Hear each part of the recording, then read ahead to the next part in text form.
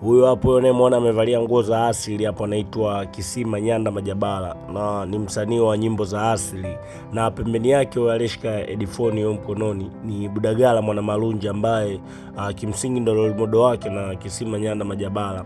Na hapo ilikuwa ni kwenye show kama unavyoona Budagala alipita kusalimia mashabiki, na hao ni mashabiki wa Kisima Nyanda Majabala. Bana huyo hapo sio Diamond Platinum wala sio King Alikiba wala sio Harmonize, na huyo ni Kisima Nyanda Majabala. Hao watu wote wamekusanyika kuja kumshuhudia yeye. Wazee nyie mnasema chakatu chaka, kuna hela, watu wanapiga hela zao, watu wanajichimbia machimbo wanapiga hela. Huyo hapo unavyomuona huyo kazi yake ni muziki, anaendesha maisha yake kupitia muziki, ana mke na watoto pia, lakini pia ana nyumba kubwa tu pale Bariadi, ni kwa sababu tu ya muziki.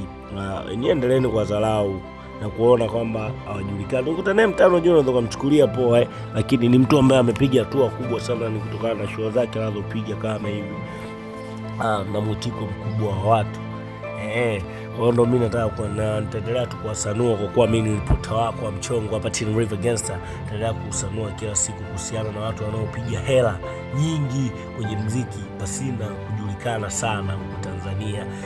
Nyie mnajua kina Diamond, kina Slay, kina nani, lakini kuna watu wanawajua hapo chimbo wanapiga tu hela zao na wazungumzui sana. Na kwa taarifa usiojua ni kwamba hapa wanapiga show mwezi mzima, yani akianza tarehe 1 ni mpaka tarehe 30 anakuwa kwenye show, anabadilisha tu machaka. Leo yuko Mwandoya, kesho yuko Sakasaka, kesho yuko sijui Bukundi, kesho yuko Nyamtengela, yani ni hivyo, na ama tu sijui Mwabomba wapi huko, ni hivyo, yani watu wanapiga tu hela zao yani.